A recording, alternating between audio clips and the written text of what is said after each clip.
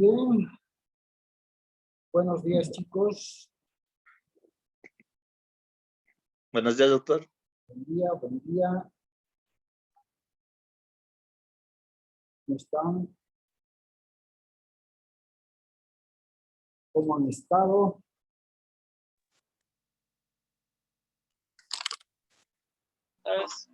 Por favor, no olviden registrarse en el chat del Zoom para efectos de control de asistencia. Buenos días, doctor. Buen día a todos. Buen día a todos, ¿cómo están? ¿Cómo me copian, jóvenes?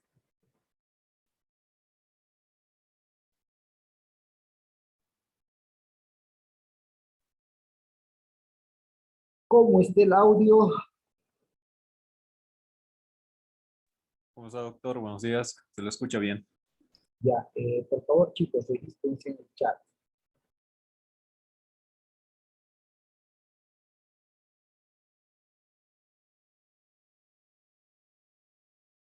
Bien, mientras se van conectando los demás compañeros, vamos a recordar un poco lo que estuvimos viendo en clases anteriores.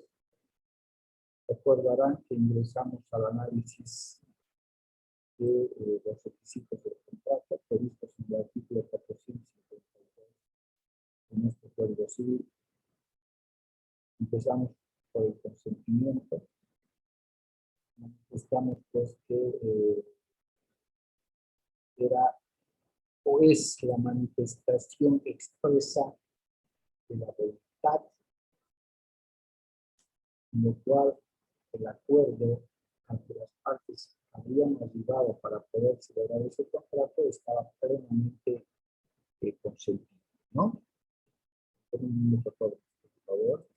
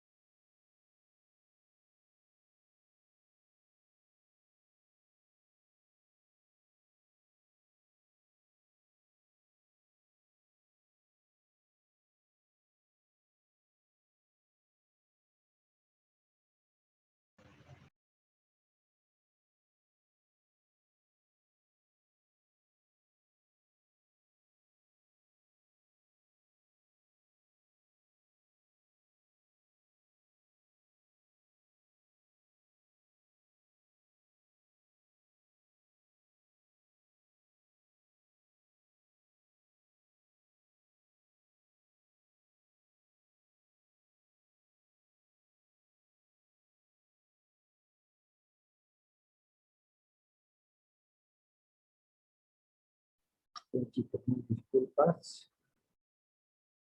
Bien, les decía que habíamos visto como primer requisito el consentimiento, ¿no?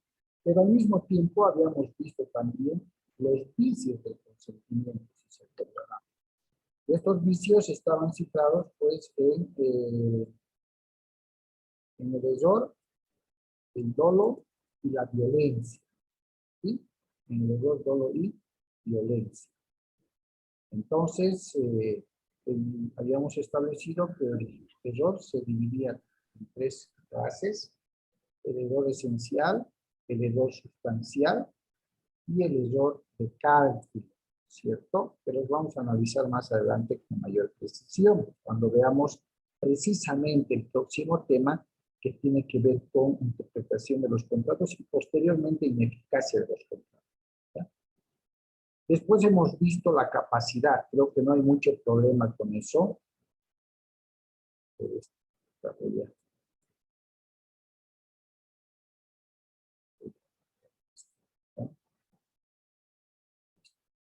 Con la capacidad y habíamos definido plenamente, ustedes manejan cuál es la definición de la capacidad jurídica, como aquella facultad, potestad que tiene una persona para poder adquirir derechos y contraer obligaciones. En resumidas cuentas, es la potestad de ejercer los derechos, pero también hacernos responsables de las consecuencias de los actos que nosotros realizamos. ¿Sí? Vimos el objeto, el para qué del contrato. En la anterior clase vimos el objeto y establecimos que el objeto es de pronto el corazón del contrato, ¿no? Porque es el para qué estamos contratando. Y algo que no deben de olvidar es que independientemente de que el objeto sea un requisito del contrato, este requisito del contrato también debe cumplir con dos requisitos exigidos por ley para ser válido.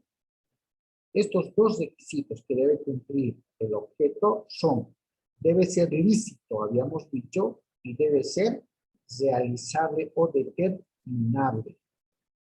¿Ya? Mientras el objeto, como requisito del contrato, cumpla con estos dos, de ser lícito y de ser realizable o determinable, el objeto, como requisito de un contrato, va a ser válido legalmente. El día de hoy tenemos que ver el requisito de la causa, que ya la vimos, porque les dije que tanto objeto como causa van de la mano, y cumplen, están en el 489 y 490 del Código Civil, cuando establecimos que la noción de la causa, ¿no?, es el motivo. La causa es el motivo que va a determinar que las partes procedan a celebrar un contrato. Esta causa también debe ser lícita y debe ser verdadera. Todo se configura alrededor de la licitud. ¿Ya? Todo se configura alrededor de la licitud. Por tanto, si la causa es ilícita, estamos viciando al requisito del contrato llamada causa. De ahí que les digo que objeto y causa van de la mano. ¿Por qué? Porque tanto objeto como causa deben ser lícitos. El objeto, además de lícito, debe ser realizable y la causa, además de ser lícita, debe ser verdadera. Verdadera en el sentido de que no debe llevar a confusión alguna con algo que sea contrario a la ley. La causa como requisito del contrato está implícitamente ya inserta en el contrato. Ustedes no van a encontrar, por lo menos en nuestra legislación, un contrato que contenga una cláusula específica que diga causa del contrato. No la van a encontrar. Va pegada del objeto y la cláusula del objeto sí la van a encontrar en todos los contratos porque viene a ser el para qué del contrato. Y si es el para qué, estoy estableciendo en el contrato para qué estoy contratando, cuál es el objeto, si se fijan, ¿no? Si voy a contratar a un pintor, ¿para qué estoy contratando a un pintor? Para que pinte. El objeto del contrato será la pintura que deba realizar, bla, bla, bla. Si estoy comprando una moto, ¿cuál es el objeto de ese contrato? La compra de una moto. ¿Por qué estoy comprando? Es la causa. ¿Ya? ¿Por qué estoy comprando? ¿Qué me está motivando? ¿Qué motivo está determinando a cumplir? Es la causa. Pero la causa viene a ser pues subjetiva, ¿no ven? ¿Sí o no? Porque necesito para trasladarme a mi trabajo, va a ser mi medio de transporte, porque trabajo con pedidos, o sea, N motivos me pueden llevar a celebrar el contrato para comprar una moto.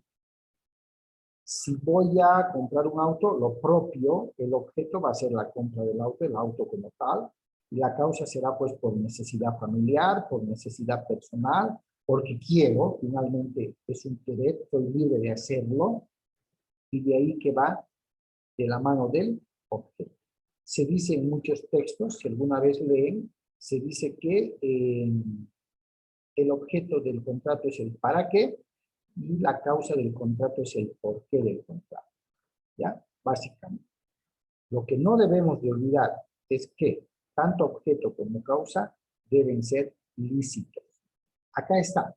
El artículo 489 del Código Civil habla de la causa ilícita. Y nos da una noción básica, ¿no? Nos dice, la causa es ilícita cuando es contrario al orden público, a las buenas costumbres, o cuando el contrato es un medio para eludir la aplicación de una norma imperativa. Y acá entra en análisis lo siguiente. Muchos de ustedes han tenido que haber escuchado y lo deben seguir haciendo. ¿Por qué en un contrato de compra-venta de un inmueble o lote de terreno se celebra una minuta de compra-venta con el valor del precio en bolivianos y se hace un documento privado, un contradocumento con el valor real, ¿no? Con el valor real. Y la respuesta siempre ha sido, para que no paguemos mucho impuesto. Impuestos. ¿No ve? Porque si nosotros ponemos en la minuta de compra-venta que se va a utilizar para hacer el trámite de cambio de nombre, la alcaldía nos va a cobrar el impuesto a la transferencia del valor real, que es un dineral. Preferimos poner en bolivianos el valor catastral que está en el impuesto del inmueble. ¿No ve? Hay una casillita que dice base imponible. Esa base imponible refleja el valor en bolivianos que ese inmueble tiene para la alcaldía. La alcaldía, con sus tablas y todo, considera que el valor catastral de ese inmueble es ese que consigna en la boletita de impuestos. Pero lógicamente, el valor comercial a veces es 3 o 4 veces más, quizá mucho más. Pero si yo estoy comprando un lote en $50,000, especulando, les digo, y en el valor catastral el lote vale 30,000 bolivianos, y yo le pongo en la minuta de compra-venta $50,000, ¿de qué monto me va a cobrar la alcaldía? ¿De su valor catastral o del valor que yo estoy poniendo en la minuta? ¿Mm? Del valor de la minuta, doctor. ¿Cierto? ¿Y qué ocurre si yo le pongo,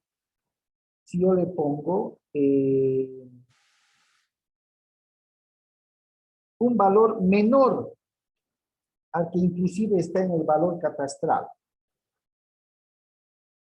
No, prevalece el valor catastral Me va a para la cobrar, alcaldía. exactamente, la alcaldía me va a cobrar del valor de su tabla catastral. Si yo le pongo un monto menor a la minuta, me va a cobrar de su tabla catastral. Si yo le pongo un monto mayor al de su valor catastral, la alcaldía me va a cobrar del valor real que yo le ponga a la minuta. ¿Sí o no? Ahora, la pregunta es, la causa en el documento privado, en el documento aclaratorio, ¿es lícita o ilícita?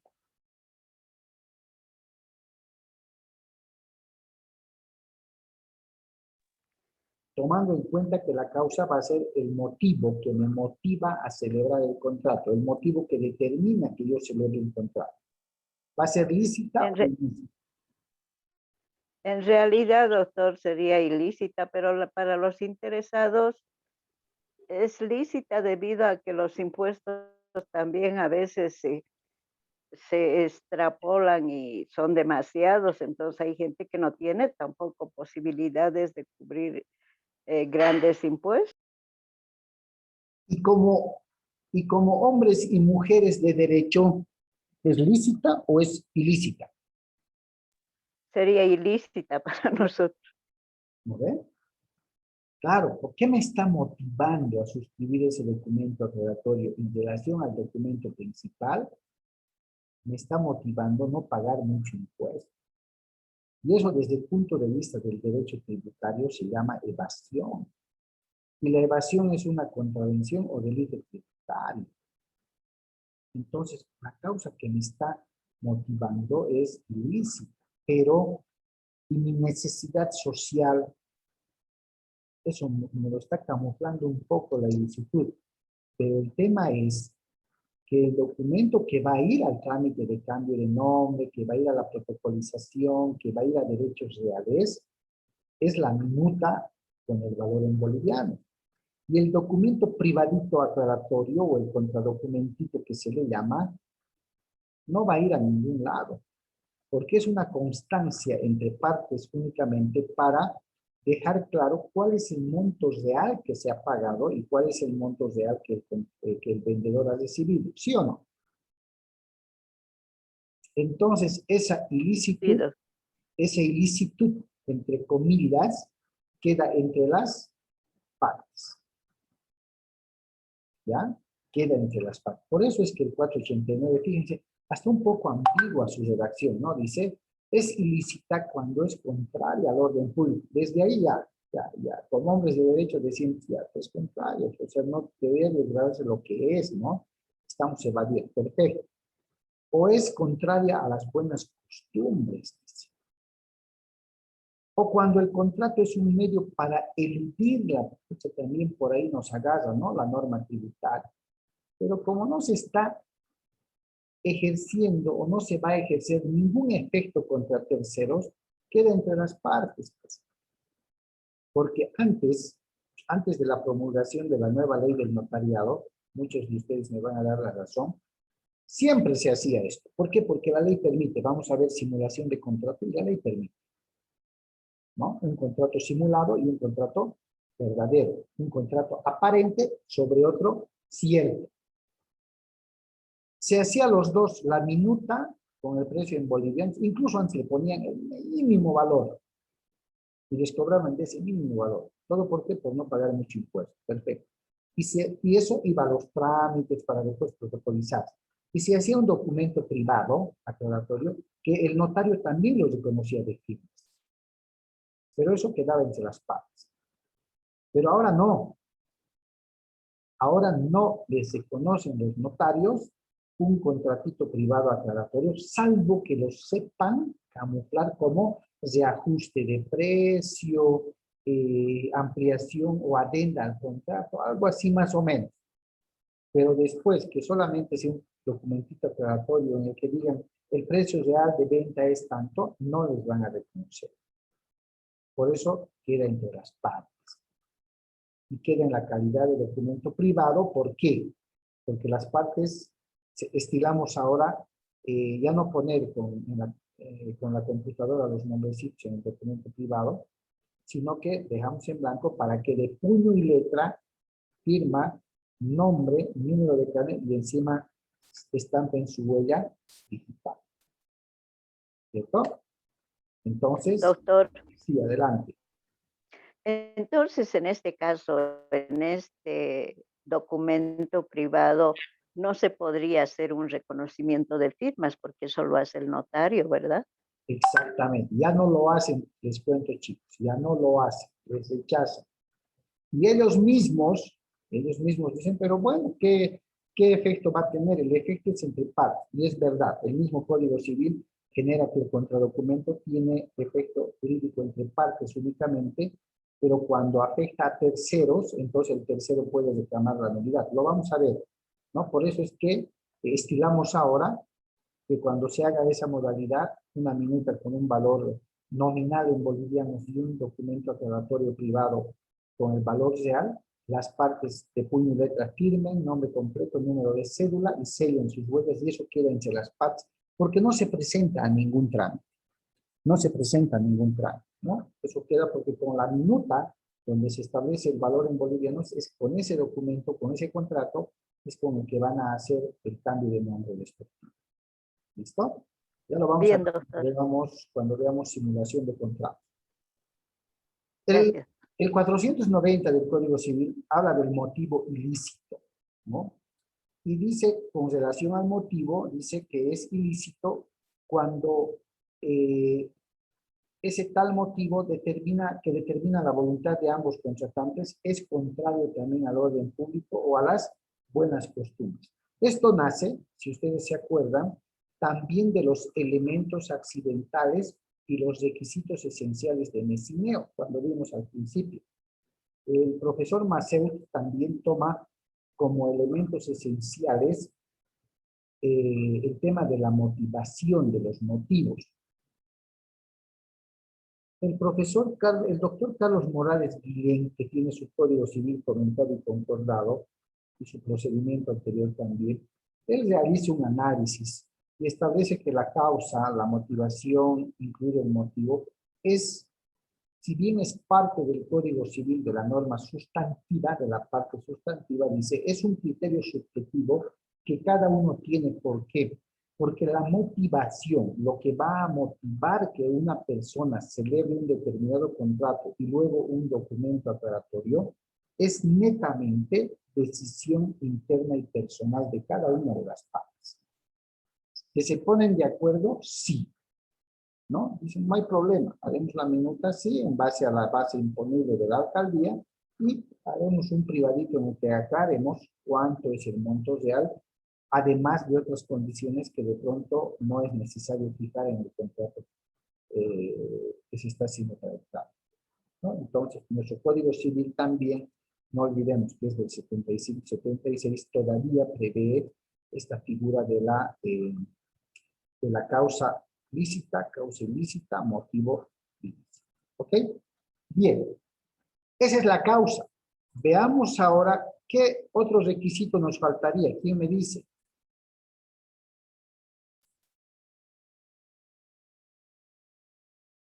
¿Quién podría decirme qué requisito nos falta? La forma, doctor. La forma. Muy bien. La forma.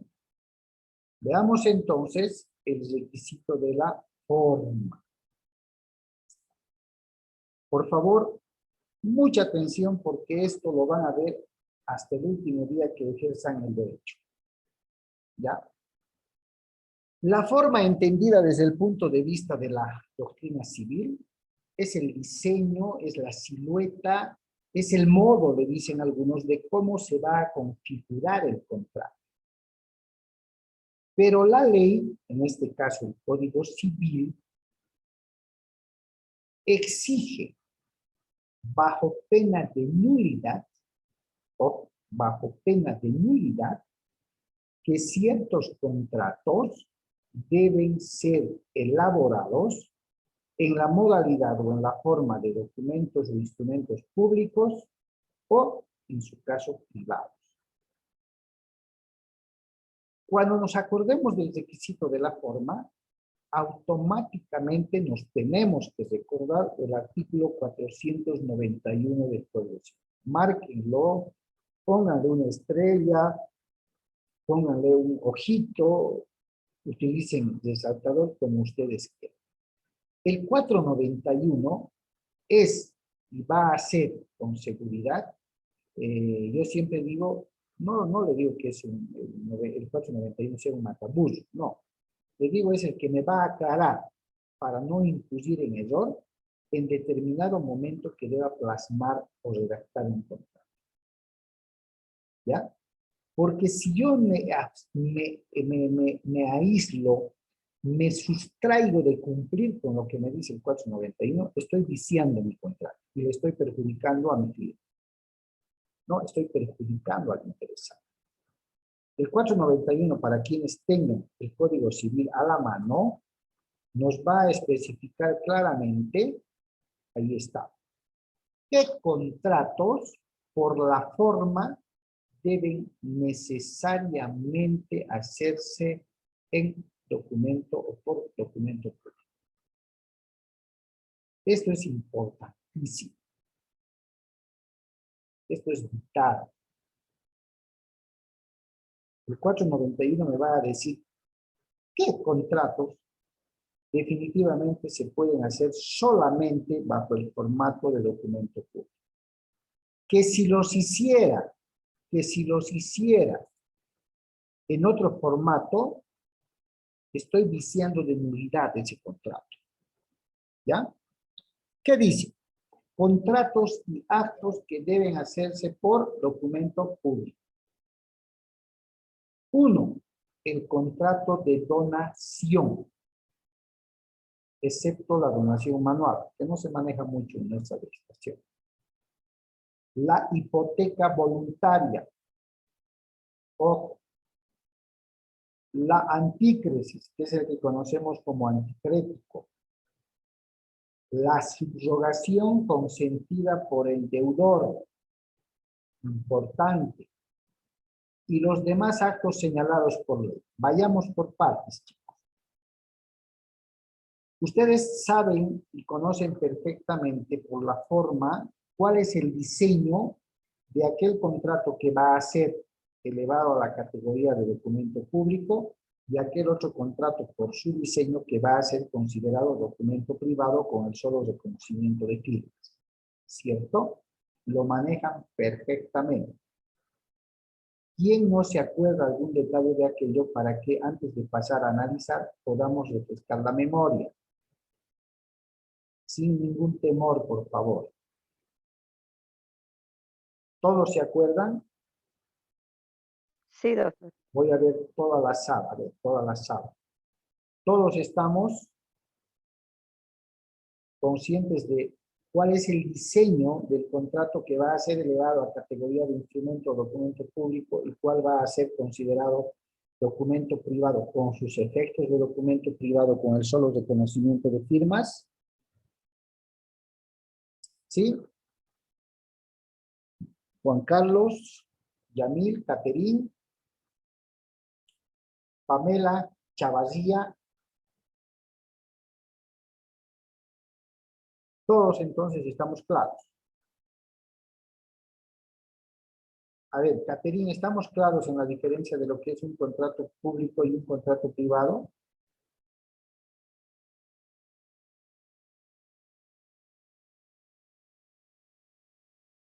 Pamela.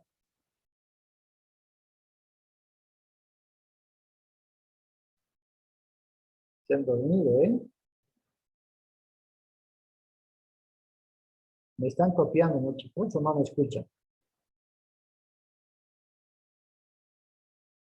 Bien. Voy a asumir entonces que todos manejamos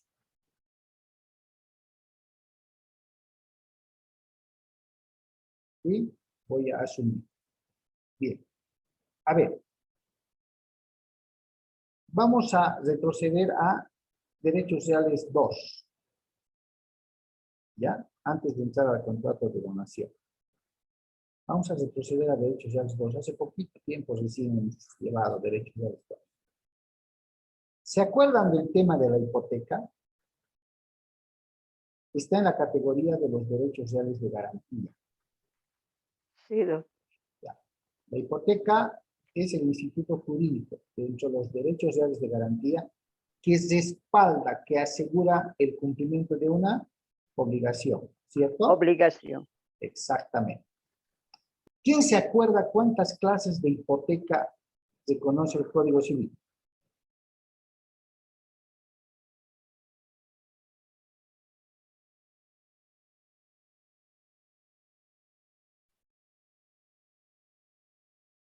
¿Quién se acuerda? La real sería una. Ya.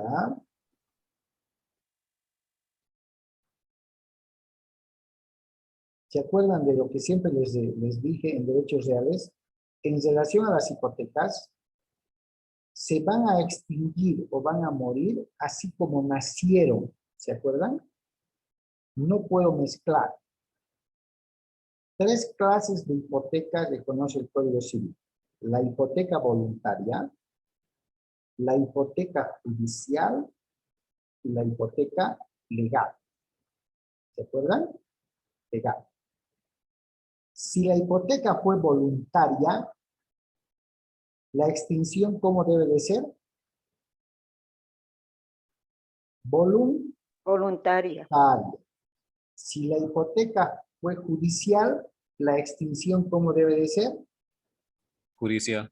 Judicial. Ya nos estamos acordando. Y si la hipoteca fue legal, es la misma ley que determina su modo de extinción. Sí. El 491, y no nos podemos equivocar, chicos. Ustedes son mis condiscípulos y no se pueden equivocar, no se deben equivocar, ¿no? El 491 nos está hablando de la hipoteca voluntaria. Lo que quiere decir que cuando me toque en algún momento en el ejercicio de la profesión elaborar un contrato de hipoteca voluntaria o un contrato de préstamo con hipoteca, con garantías real e hipotecaria, ¿no ve? Estamos hablando de una hipoteca voluntaria, lo debo hacer ¿en qué formato? ¿Público o privado? Público, doctor. Público. Porque el 491 me está diciendo de manera específica qué contratos y actos jurídicos debo hacer por documento público. Si hago el contrato donde esté la hipoteca voluntaria en documento público, a momento de cancelar ese documento público, la cancelación lo debo hacer en formato privado o formato público. Público, doctor. Público también. Así como nació, disculpen el término, así debe morir, así debe cancelarse. Eso es lo más recomendable. Peor si esa hipoteca ha sido registrada en derechos reales. Ustedes lo han registrado o sus clientes lo han registrado en una escritura pública y si ustedes a momento de cancelar les hacen un documento privado, derechos reales les va a rechazar, ¿cierto? Por el criterio procesal de identidad de documento. La identidad es documento público, así debe fallecer también por documento público. ¿Ya? Por favor. El contrato de anticrético también está en la categoría de los derechos reales de garantía. El 491, chicos, nos está diciendo de forma taxativa bajo qué formato debe celebrarse. Formato público. Documento público. Público. ¿De qué manera se va a cancelar ese contrato de anticrético? Público también, doctor. Público también. Por favor, aún en la actualidad, no es hablar mal, hay colegas, porque se ve cuando los clientes te traen, haciendo contratos de anticrético en documento privado. Contrario al orden público. Y si es contrario al orden público, es motivo de nulidad porque no está cumpliendo con la forma determinada por ley. ¿Ya? Por favor. ¿Se acuerdan de la subrogación, el pago por subrogación que vimos en obligaciones? ¿Se acuerdan del pago por subrogación? Que se dividía en dos, la subrogación del acreedor y la subrogación del deudor. Acá el 491 nos está diciendo que la subrogación consentida por el deudor se debe hacer en documento público. Por eso, el momento que estén haciendo un contrato de cuya forma duden, automáticamente recurran al 491, 492, inclusive del Código Civil. No es malo dudar. Lo malo sería equivocarse por no revisar la duda que tengo. ¿Cierto? A la mínima duda, y tratándose de esta clase de contratos, agarran el Código Civil, revisan el 491 y despejan la duda y ya saben lo que correctamente se debe hacer. ¿Ya? Cuando habla de los demás actos señalados por ley, está hablando de que en la medida en que vayamos avanzando los tipos de contratos, nos van a ir diciendo en cada uno de ellos a veces en qué modalidad se debe celebrar, o en su caso nos van a decir que es libre la forma. Y cuando nos digan que es libre o opcional, nos están diciendo, bien lo pueden hacer como documento público o bien lo pueden hacer como documento privado. Y el 492 precisamente nos habla de aquello. Ahí está. Deben celebrarse por documento público o privado. Ajá. O, ¿no ve? O es uno o es el otro. Los contratos de sociedad, de transacción, de constitución de derechos de superficie a construir y los demás actos y contratos señalados por ley. Ahí faltaba una partecita. que no estén previstos en el artículo 491. ¿No? ¿Para qué? Para separar. Pero el 491, chicos, es vital. No podemos equivocar. El primer contrato reconocido en 491 es en donación. Sí. ¿Por qué la teoría nos dice, además, respalda la teoría este criterio de la norma sustantiva, pero por qué el contrato de donación debiera hacerse bajo un formato público? ¿Saben por qué? Porque si bien es un contrato unilateral, esa es la figura que le nace a la ley para exigir que sea de manera, que sea celebrado en el formato público, porque va a haber una sola prestación, más no así una contraprestación. Y para no viciar de cualquier nulidad o reclamo posterior, exige el 491 de que el contrato de donación, a excepción de la manual, que no hay mucho acá, sí se pueda celebrar en el formato de documento o contrato público. ¿Ya? Vital. Y desde ya les digo, esto va a entrar al examen. Y el único objetivo es que ustedes, allá afuera, en el ejercicio profesional, no pueden equivocarse. Mis estudiantes no pueden equivocarse en este tema. No deben equivocarse. ¿Sí?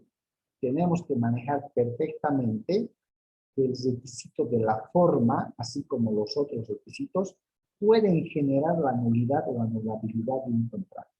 Y si nosotros nos ponemos en el lugar de los interesados, de los litigantes o de los clientes, lógicamente sería un perjuicio. Porque a veces, por estos contratos, pasa cualquier cantidad de dinero. ¿Sí? Cualquier cantidad de dinero. Imagínense, yo hace 2 años tuve un contrato de una cliente por $440,000. La compra de un inmueble, pero bueno, era precario, pero de un inmueble casi tipo lote de terreno, acá por la avenida Santa Cruz y Beni. $440,000. ¿Se dan cuenta fallar en alguna de las, qué sé yo, de las condiciones, estipulaciones de ese contrato, cuando está pagando al vendedor, están firmando los documentos y vaya y realice el trámite y le observen y le digan, no, esto está mal, esto está mal? O sea, si nos ponemos en los zapatos de los que van a pisar nuestro despacho, entonces tenemos que ser muy responsables al elaborar y al redactar contratos. ¿Ok? 491. Como nuestra Biblia, en materia de contratos en cuanto a la forma de los contratos. ¿Ya? Bien. El 493, ¿no? Lógicamente dice que la ley, si la ley exige que el contrato cumpla una de las formas determinadas, no va a tener eficacia legal, sino hasta cuando se cumpla con dicha forma, salvo una disposición contraria que pueda existir, ¿no? Fuera del caso previsto a la que nos obliga el 491 y 492, si las partes han convenido adoptar una forma determinada para celebrar o cumplir un contrato, esa forma va a ser la exigible, a excepción del 491. Por eso el 492 nos dice, bien lo pueden hacer en público o privado, pero el 491 no es opcional. El 491 lo tenemos que respetar. Porque cuando veamos ineficacia de los contratos, vamos a ver que pueden ser motivo de nulidad. Ya, estamos a menos de 1 minuto, chicos. Denme 2 segundos, por favor, y se vuelven a conectar. Voy a parar acá la grabación y les paso el link enseguida. ¿Está bien? Está bien, doctor. Está bien, doctor.